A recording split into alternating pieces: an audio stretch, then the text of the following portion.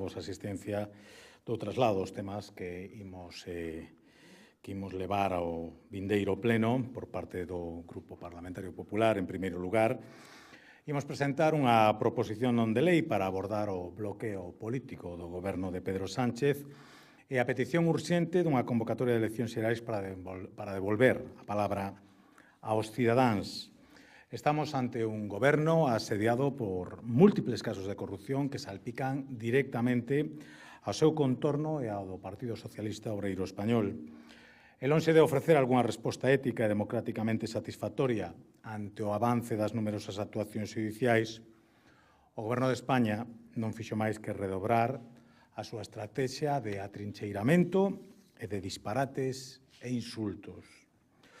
Unido a isto, a debilidade parlamentaria de Sánchez é tan extrema que ostenta o récord de non ter aprobado ningún só orzamento, ningún só proxecto de orzamentos xerais e de asinar a actividade legislativa máis pobre de toda a nosa historia democrática, fuxindo, por certo, e de maneira sistemática, de debates claves como o do Estado da Nación para ocultar a súa evidente falta de apoios.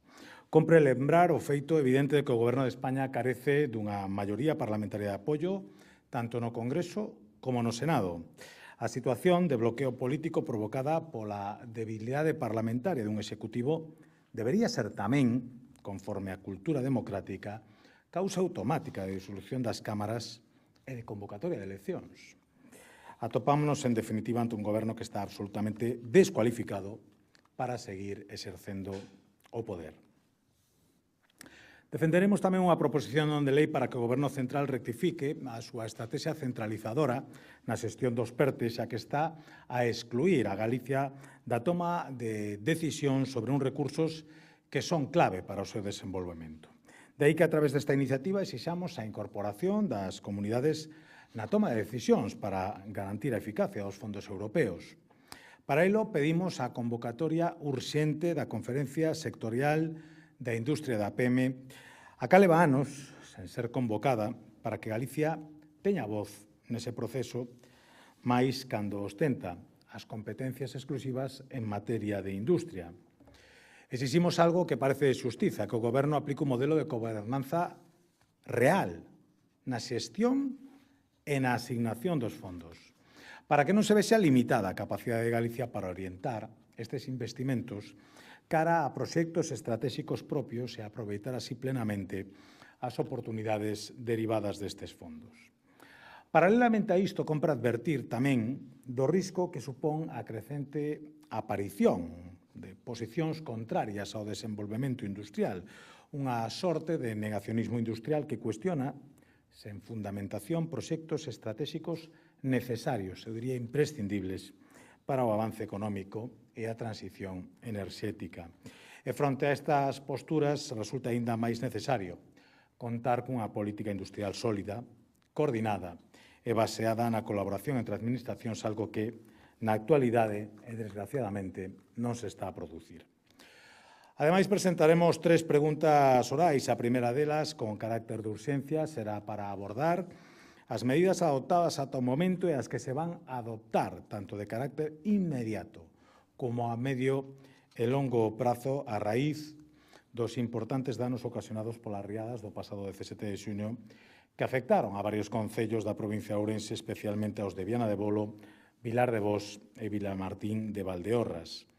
Transcurridas varias semanas dende as riadas, a Xunta mantén o seguimento da situación e continúa a impulsar as actuacións necesarias para a recuperación das zonas. Estamos a falar de infraestructuras viarias, vivendas e explotacións, do restablecemento dos servicios básicos afectados e tamén da comunicación entre os distintos núcleos de poboación. O obxectivo non é outro que os veciños poidan recuperar canto antes a normalidade do seu día a día. Preguntaremos tamén polo Plan Director da Industria das TIC, chamado a ser unha folla de ruta desta industria nos vindeiros anos. Hai que tener en conta que en Galicia este ámbito representa o 2,5% do noso PIB e supón o 2,2% do emprego.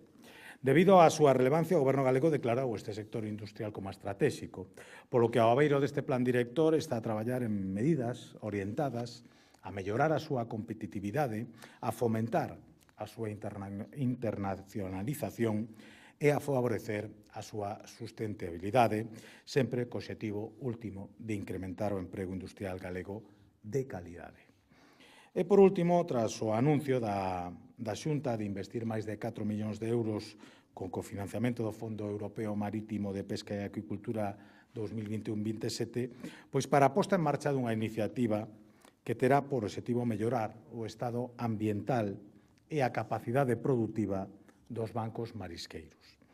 Preguntaremos por esas tarefas en concreto polas que vai desenvolver a Empresa Pública de Servicios Agrarios Galegos, SEAGA. Tamén neste pleno abordaremos a comparecencia, a petición propia da Conselleira de Infraestructuras e Vivenda para ilustrarnos sobre o Plan Estatal de Vivenda 2026-2030. Tamén terá lugar o debate por lectura única e urxente do proxecto de lei dirixido a impulsar a provisión de postos de difícil cobertura de determinado persoal estatutario con título de especialista en ciencias da saúde do Sergas, e tamén abordaremos o debate da ponencia da Comisión sobre discapacidade longo tempo esperado. E pola miña parte máis nada, me quedo a vosa disposición por se precisades algunha aclaración ou tedes algunha pregunta sobre este ou calquera outro tema.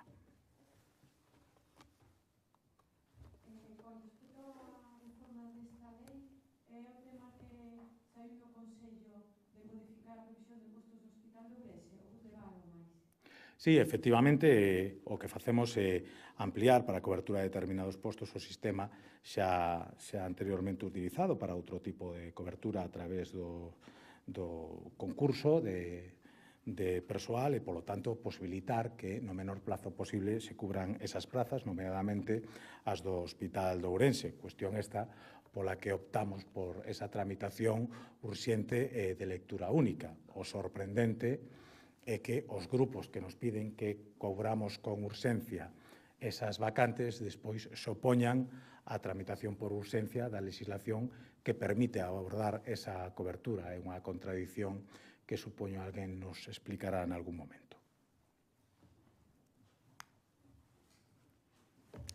Algúna outra cuestión? Nada máis? Pois moitas gracias a todos.